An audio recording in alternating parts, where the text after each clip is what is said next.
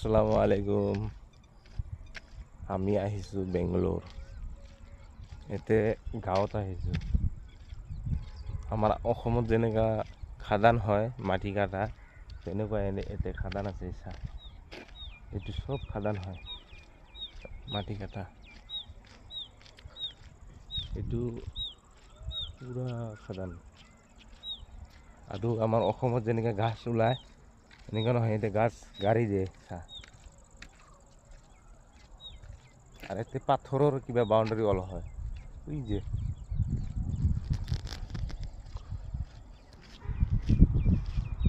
খাদানটো চা, কিমান ভাল আপোনালোকে এই চা, ইমান ধুনীয়া। আর এতে পাথরের বাউন্ডারি ওয়াল।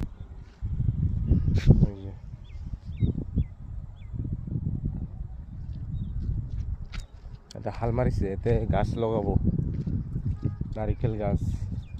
এইটো কোম্পানি হয়,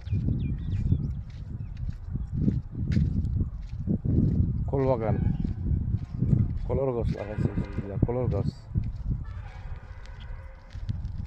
এইটো খাদান, এই য'তে মাটি কাটিছে য'তে।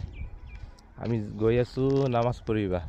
আমি য'তে ৰুমত থাকোঁ ততে মছজিদ নাই, কিন্তু অলপ খোজকাঢ়ি যাব লাগে। যেনেকৈ পাথাৰত, আমাৰ এইফালে পাথাৰগিলা আছে, পাথাৰৰ নিচিনা খাদানৰ ওচৰতে ৰাস্তা আছে। এটা এই যে এনেকুৱা এনেকুৱা পিছফালে আমি খোজকাঢ়ি যাই আছোঁ তাতে। এই য'তে মছজিদ, এই য'তে। আৰু এইটো খাদান, বিৰাট ডাঙৰ খাদানটো।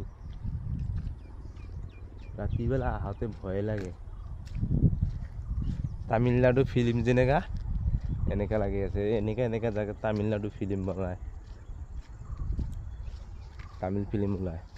এইটো ঘাস, এনেকা ঘাস কিমান ডাঙৰ ডাঙৰ হয়।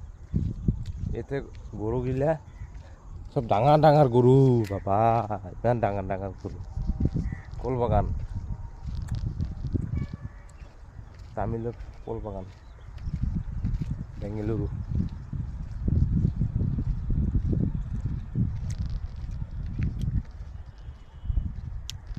আৰ এইটো হ'ল নাৰিকেল গাছ।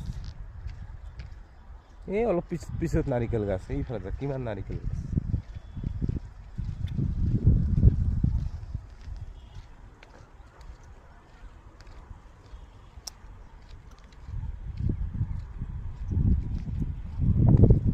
এইটো খ্ৰীষ্টানৰ